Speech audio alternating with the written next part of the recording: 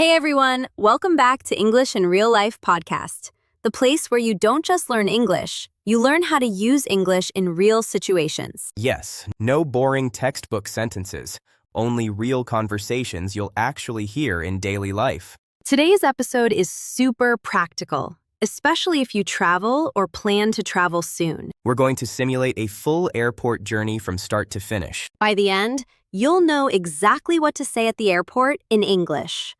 So let's begin. You enter a busy international airport full of travelers and announcements. Okay, this place is huge. Where do I start? Go straight ahead and take the escalator to the second floor. Thank you.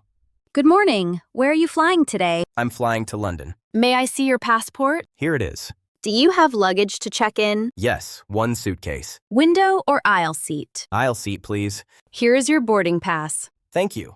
Your bag is 25 kilograms.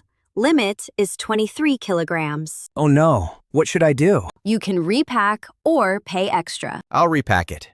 Please step aside. Do I remove shoes? Yes, please. Okay. Step through scanner. All right. May I see your boarding pass? Here it is. You may board now. Thank you. Passport, please. Here you go. Purpose of visit? Tourism. How long? 2 weeks. Enjoy your stay.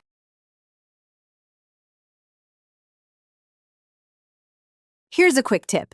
At immigration, be calm and short. No long explanations needed. Where do I collect my luggage? Baggage carousel number 3. Thank you.